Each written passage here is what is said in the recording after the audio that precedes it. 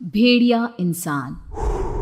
विनोद एक पढ़ा लिखा नौजवान था, लेकिन बेरोजगारी की मार से परेशान था। काफी मशक्कत करने के बाद भी उसे कहीं नौकरी नहीं मिली, जिस वजह से वो प्रतीक नाम की एक अमीर लड़की को उसके घर पर ट्यूशन पढ़ाना शुरू कर देता है। एक दिन, सर, आज मेरा जन्मदिन है और मैंने आज शाम हमारे फार्म हाउस पर एक बहुत बढ़िया पार्टी रखी है। सर, आप प्लीज़ आइएगा। मैं आपको अपने फार्म हाउस की लोकेशन सेंड कर देता हूँ, ठीक है? किसी पार्टी में गए विनोद को अरसा बीत चुका था, इसलिए वो भी पार्टी के नाम से खुश हो जाता है। फिर ठीक 2 बजे ट्यूशन खत्म कर विनोद अपने घर की ओर चला जाता है। आज बड़े दिनों के बाद बहुत बढ़िया और स्वादिष्ट खाना खाने को मिलेगा। घर जाने के बाद विनोद अपने घर के कामों में व्यस्त हो जाता है। देखते ही देखते शाम हो जाती है। अरे 6 बज गए। मुझे तो प्रतीक की बर्थडे पार्टी में जाना है। अभी निकलूंगा तो समय पर पहुंच जाऊंगा, वरना देर हो जाएगी। विनोद तैयार होकर घर से निकलता है और एक रिक्शे को रोककर उसे एड्रेस बताता है। हाँ ठीक है साहब, चल लेंगे। हाँ, पर पूरे 200 रुपए लूंगा। अरे बाप रे, 200 रुपए? अरे ये तो बहुत ज्यादा है। मैं तुम्हें सिर्फ 50 दे सकता हूँ। मजाक कर रहे हो क्या साहब? अरे इतनी दूर जाना है और सिर्फ 50 रुपए? चलिए ठीक है, 100 दे देना बस। विनोद चारों तरफ नजर घुमाकर देखता है। उसे दूर दूर तक कोई दूसरा रिक्शा दिखाई नहीं देता। अगर ये रिक्शा छूट गई तो क्या पता जल्दी कोई रिक्शा मिलेगी या नहीं। एक काम करता हूँ, इसी में चला जाता हूँ। विनोद रिक्शा में बैठ जाता है। ठंडी का मौसम था। जल्दबाजी में विनोद अपना जैकेट लाना भूल गया था। वो अपने हाथों को सिकुड़ कर बैठा था। तभी रिक्शा वाला एक बड़े से पेड़ के पास आकर रुक जाता है। अरे क्या हुआ? तुमने अचानक रिक्शा क्यों रोक दी? अरे साहब, मैं इससे आगे नहीं जाऊंगा। क्यों? क्या हुआ? तुमने तो कहा था तुम मुझे मेरे बताए हुए पते पर पहुंचा दोगे। अब क्या परेशानी हो गई? अब वो साहब, लोगों का कहना है कि सामने वाले जंगल में कुछ बुरी शक्तियां रहती हैं और वहां इंसानों को अपना शिकार बनाती है। 2 महीने पहले इसी पेड़ पर एक जवान लड़की की लाश लटकी हुई मिली थी। उसके शरीर के कई हिस्से गायब थे। मेरी तो ये सोचकर ही रूह कांप जाती है। और अब तो अंधेरा भी होने वाला है। मुझे माफ कर दीजिए साहब, मैं इससे आगे नहीं जा सकता। अरे भाई, ये तुम कैसी बातें कर रहे हो? तुम बीच सड़क पर मुझे छोड़कर चले जाओगे तो फिर मैं भला आगे कैसे जाऊंगा?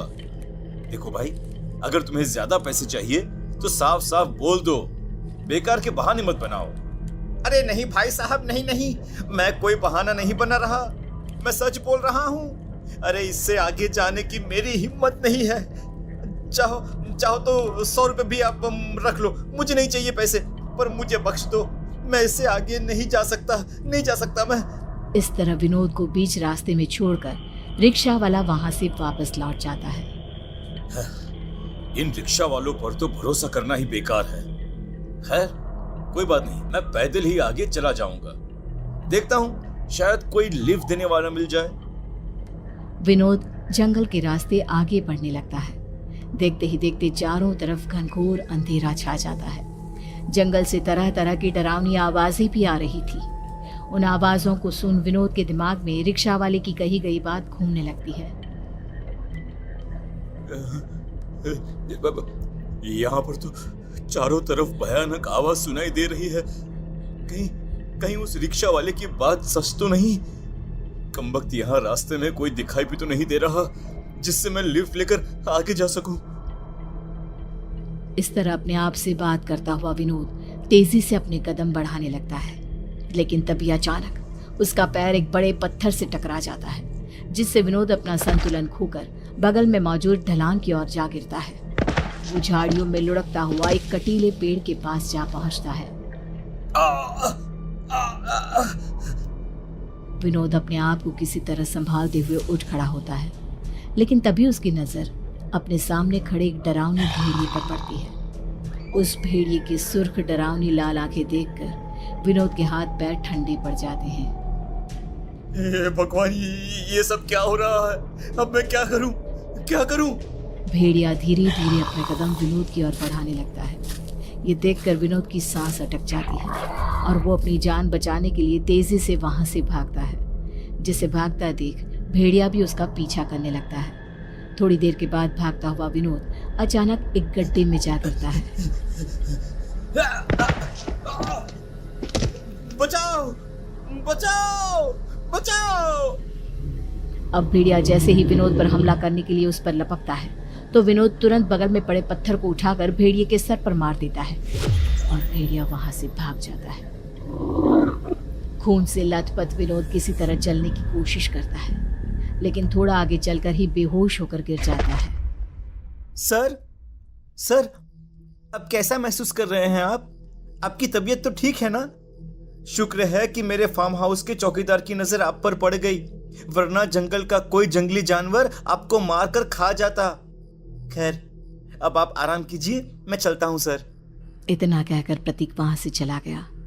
दूसरी तरफ होश में आने के बाद विनोद के मन में अजीब सी बेचैनी होने लगी, पर वो दवाई लेकर सो जाता है। अचानक आधी रात को विनोद को बहुत ज्यादा घबराहट होने लगती है और वो अपने शरीर में कुछ अजीब व गरीब बदलाव महसूस करता है। ये अचानक मुझे इतनी गर्मी क्यों लग रही है? सांस लेने में भी इतनी दिक्कत क्यों हो रही है? नर्स, अरे कोई है क्या? तभी एक नर्स तेजी से भागकर विनोद के पास आती है। क्या हुआ? क्यों शोर मचा रहे हो? देखिए मुझे बहुत घबराहट महसूस हो रही है। मेरा शरीर देखिए कितना तप रहा है, देखिए। नर्स विनोद के शरीर को छू कर देखती है। चिंता की कोई बात नहीं, ये दवाई खा लो, उसके बाद तुम्हें अच्छी नींद आएगी। नर्स ग्लास में पानी और कुछ दवाइयां विनोद को दे देती है, लेकिन वो पानी पीते ही विनोद अजीब मुंह बना लेता है और गुस्से में नर्स की ओर देखने लगता है। विनोद की आंखों का रंग बदलने लगता है। अरे ये क्या? अब विनोद के नाखून लंबे होने लगते हैं, बाल बढ़ने लगते हैं और देखते ही देखते थोड़ी ही देर में विनोद एक भेड़िए के रूप में बदल जाता है। वो नर्स का गला पकड़ लेता है। मुझे ये बकवास पानी नहीं चाहिए, मुझे खून पीना है, तेरा गर्म खून।